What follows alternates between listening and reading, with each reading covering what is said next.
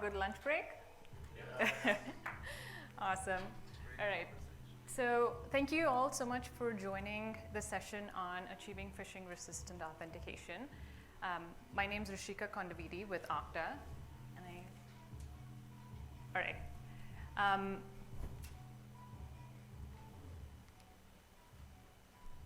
That's me. Okta, so at Okta, we provide identity and access management solutions for both internal workforce users as well as customer B2B and B2C users. I'm a solutions engineer, and my day-to-day involves me talking to different organizations as well as Okta customers about their IAM and security processes. And I tend to focus on understanding pain points, challenges, any existing concerns about processes that they have in place, and ideally recommend Okta solutions that best fit their needs for that challenge at hand. And today I'm going to present to you a well-rounded approach on how to achieve phishing resistance. So let's start from the basics and talk about why phishing is both dangerous and effective. The phishing, by definition, essentially means that a threat actor is tricking a user with something or someone they trust, right? So it's either a person that you feel like you can trust or an application that you feel like you can trust. Now, the key thing there to remember is that trust. Once that trust is established, in some cases, it only takes them a couple of minutes to get access to our credentials, and they can have longer access to our accounts once they breach into our accounts, right? It could go undetected for months in some cases. Now, I still remember the first time I had heard of someone experiencing a phishing attack. This was many years ago when I was a student, and this person's social media account was hacked into, causing the attacker to be able to reach out to their social media contacts and then ask them for money. Now, none of the contacts realized that it's not the right person. And I remember telling myself, I was very quick in terms of learning at that point, given the amount of damage that incident had done. So I remember I always told myself that I've got to verify every URL that I'm accessing, right? But we've come a long way from there. We've gone through a lot of training. We've gone through a lot of awareness. We've heard of unfortunate incidents in the news about businesses and organizations being affected by this. How many of you have, in the last weeks or months, received a suspicious email, a suspicious phone call? Anyone that has not? Anyone that's not received anything suspicious? See, that's the thing. We know to check every email, every phone call, every application, every URL we're accessing. We make sure we don't download anything suspicious, right? Now, the key thing that I want to point out here also is the human element associated with phishing. Irrespective of, and not to say training and awareness is not important, it is that most important for us to regularly remember to run checks and to be aware. But we cannot deny that mistakes can happen. Mistakes and errors can happen, which is why it's important for us to think of a well-rounded approach, not just one, but have multiple layers of protection against different types of phishing. All right, so since we've addressed the why, now I want to show you guys some numbers. These numbers are pulled from the Anti-Phishing Working Group's latest report from 2023. You'll notice that there were a little over 1.2 million phishing attacks reported in just Q2 of 2023.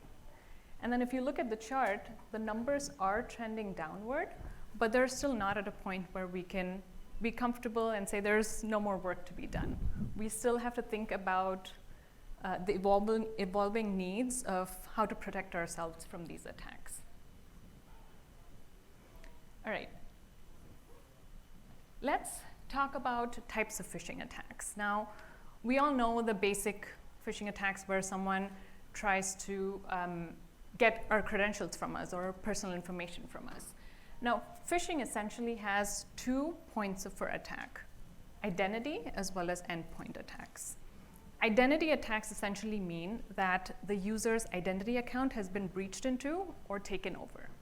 And you'll see a couple of examples on the left side of the screen.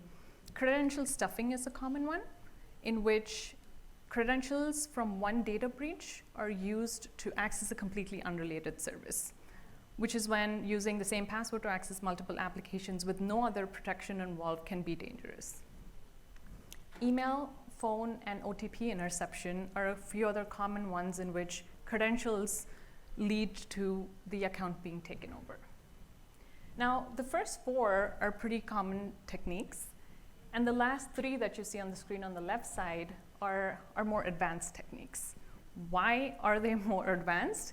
Is because as our IT security mechanisms evolved, so have attackers. They've evolved with their techniques. They're trying to be more successful with their attacks. They're trying to get to our accounts. An example of that is adversary in the middle or man in the middle attack. We'll talk about that one with an example in the next slide. And then MFA push fatigue. Anyone aware of MFA push fatigues? Any mechanisms in place? I see some heads nodding there. And then OAuth consent phishing as well. OAuth consent phishing is essentially when a malicious application asks for the user for consent to their account data, or and give them permissions to make changes on behalf of the user itself. Now, this has nothing to do with authentication. The user is already authenticated. They see a pop-up on their screen saying, we'd like to view your account data, make changes on your behalf, and a couple of more items in the list. The minute they hit that allow button, they're giving a malicious app and the attacker behind that app access to their account.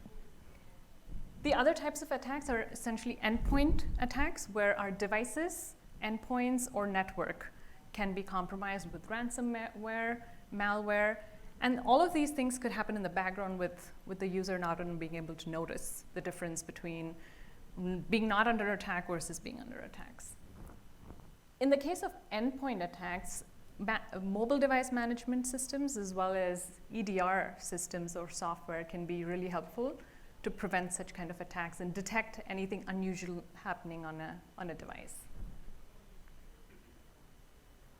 All right, so let's talk about a couple of examples. We've talked about the one on the left-hand side quite a bit. It's a basic phishing attack with no MFA in place. So let's think of a user who just uses their username and password to log in, no MFA in place. A threat actor tricks them into a lookalike application. And the lookalike application is very, very close to what the real application looks like. We cannot make out the difference, right? They feel like they're accessing the right one, put in their credentials. The threat actor captures the credentials and then is able to access real applications. Now, one of the things to note here is that the same password being used for multiple applications with no MFA in place means to say that the attacker now has access to one set of credentials that they can access multiple applications with. Pretty straightforward, pretty simple. On the right-hand side of the screen, we're going to talk through an example of adversary in the middle or man in the middle type of phishing attack. Essentially, a threat actor, the first step is the same. The threat actor tricks a user into a lookalike application, but at the same time, they deploy a proxy server in the back end between the user and the real application or the legitimate application. What that proxy server does is that it is able to capture a user's session cookies with no password, no MFA involved, right? It's essentially the user's authenticated session cookie, meaning that that session cookie can be used to simply replay the session. Credentials or MFA have no role in this, which means to say that I do want to point out that this is not really a vulnerability of MFA. It's almost, attackers have evolved, right? They've seen that the use of MFA is preventing them from basic phishing attacks. So they've evolved and created smarter ways and creative ways to get to us.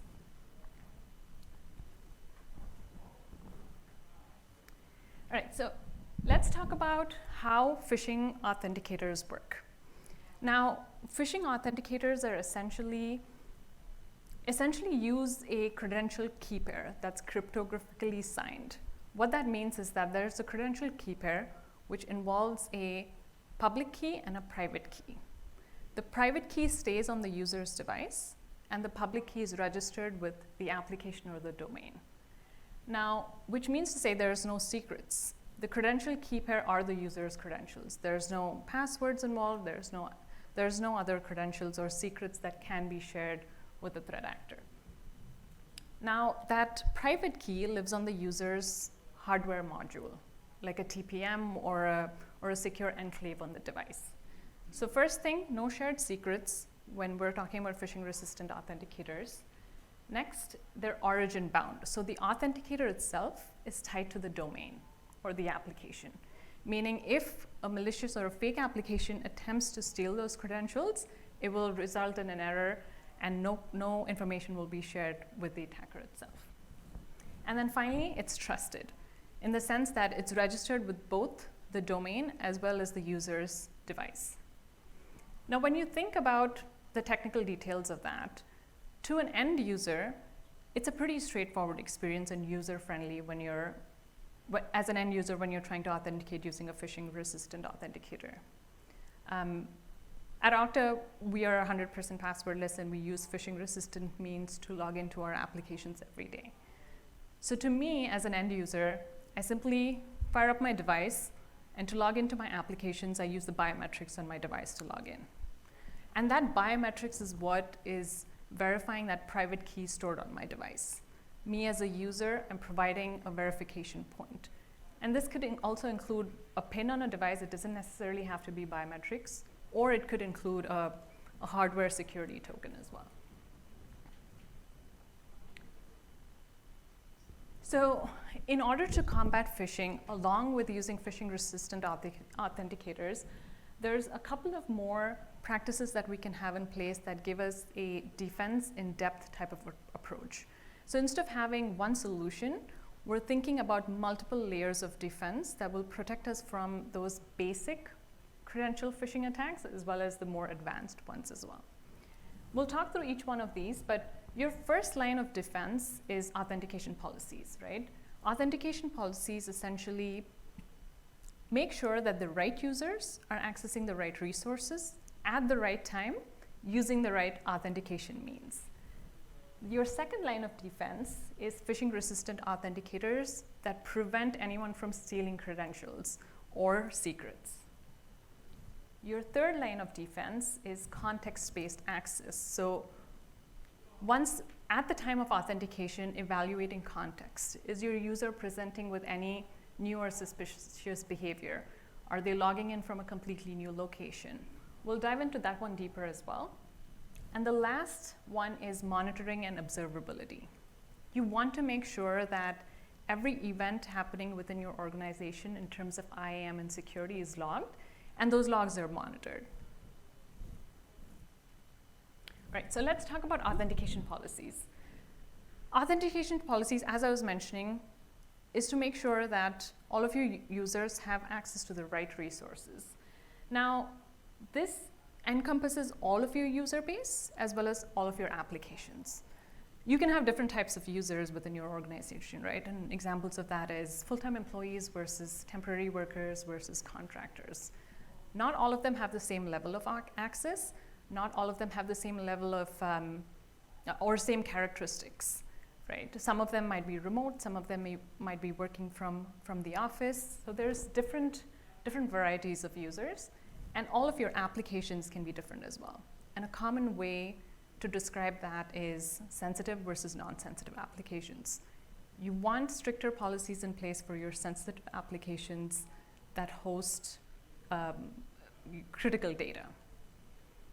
Now, along with that, thinking about enrollment and recovery policies as well.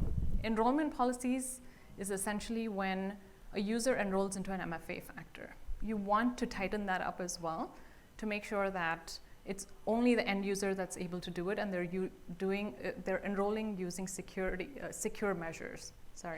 And then recovery policies as well. When someone, for example, when someone loses a device or they they're locked out of their account. They should be able to recover their account and access it again by secure means.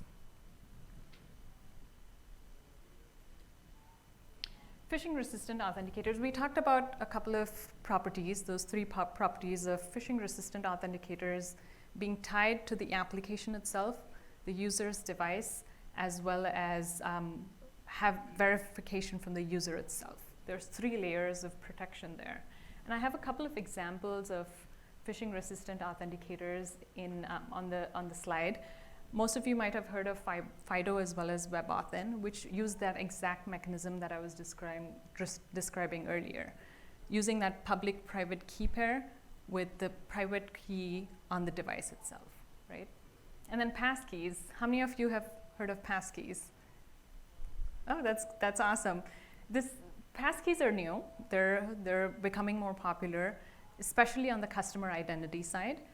Passkeys essentially are based on the FIDO properties, but passkeys also overcome some of the limitations of FIDO. So when you think about FIDO, and when you think about the description of the public-private key being tied to the user's device, that essentially means that that authenticator is tied to the user's device. Now, if the user needs to log in from a new device, they'll have to re-enroll into a new authenticator, right? Passkeys, on the other hand, can roam between device to device. So if I need to log in from a new device, I could use the same passkey to be able to do that. And then PIV cards, so personal identity verification cards essentially are credentials that have a few properties that are unique to a user. That could mean a key pair, a PIN, biometrics like a fingerprint itself on the card. And a combination of all of those on the credential essentially mean that that PIV card can be used to access applications, networks, or even buildings.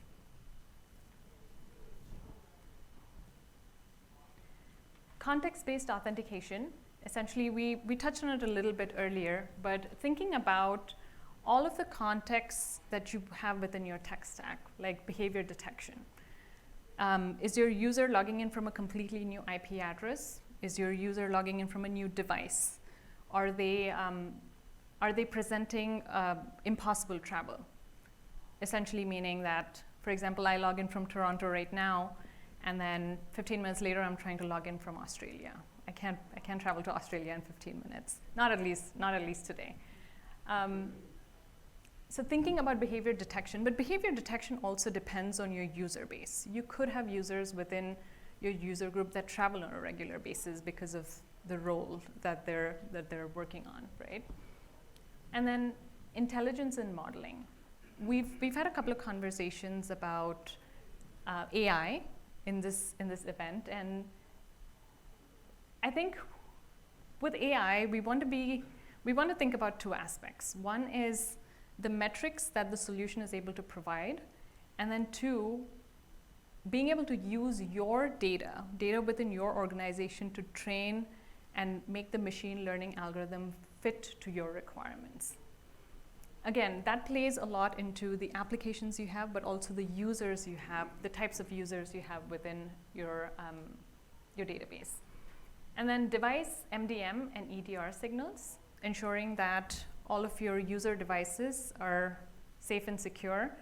And a couple of examples of that would be, is the device protected by a password? Is the device up to date in terms of the software update? Is the hard disk encrypted on the device? So thinking about all of these aspects and understanding if a device is healthy enough for it to be able to access different resources. And then looking at suspicious IP address. There's a lot of vendors out there that have access to a large amount of data, especially from sources that are outside of the organization, like the dark web or other sources, but also within their customer base. If someone reports an IP address as suspicious, all of that data is collected. You want to be able to use that data for your organization and block any attempts of a malicious actor or an attacker trying to access your systems. And then finally, risk scores. This is also a common offering in some of the solutions that are out there, where risk score is calculated based on a certain amount of criteria, and that risk score can be used to decide whether you want to let that authentication attempt pass through or not. And then finally, I think all of the examples that we're looking at on the screen don't necessarily come from the same vendor. Different solutions offer different types of signals, but the key thing to remember is you want to be able to harness all of the signals within your tech stack. And that can happen when vendors are able to integrate very well with each other. That is very important today, given the type of threat landscape that we're seeing. You want vendors to be able to easily integrate with each other, but also speak to each other and be able to share information with each other, right? An example of that is the shared signals framework. Has anyone heard of SSF? It's essentially, it's designed by the OpenID Foundation. It's a standard-based means of sending and receiving signals, especially risk and security signals. So two vendors are able to share information amongst each other and then understand it, right? It's almost like when two people are communicating with each other, they have to speak the same language. All right, and the last one here is monitoring and observability. As I was mentioning earlier, you want to log every authentication, security, and IAM event that's happening within your organization to then be able to detect anything that's happening suspicious in the background, right? You want to have that data. And then also have orchestration and workflows. So being able to set up, if you give someone the responsibility to look at, I don't know, millions of records or millions of logs, they wouldn't be able to detect something suspicious. That's too much data for someone to manually go through. So setting up automation, setting up workflows to detect suspicious activity is key, because even with all of the means that we have to protect ourselves and stop attackers, you still want to set up that layer that catches something if they are able to breach us. An example of that is the session cookies that we were talking about earlier. Say a threat actor got access to a session cookie. They've replayed it. They now have access to the system, but being able to detect that and cut off access immediately is key, because you don't want that to go on for longer than that detection time. So responding in a timely manner or having adaptive actions set up in place. All right, so we're moving towards the end of the presentation. My idea today was to essentially share a list of protection mechanisms that we can employ to protect ourselves from the ever-evolving security threats, especially related to phishing today. So phishing-resistant authenticators is number one, taking into consideration your authentication policies and context within those authentication policies, and then finally having detection mechanisms in place and logging all of those events so you can learn from that data is key as well. I'm going to open up the floor for questions, for comments, for anyone that wants to share information about initiatives that you're taking, any examples that anyone would like to share.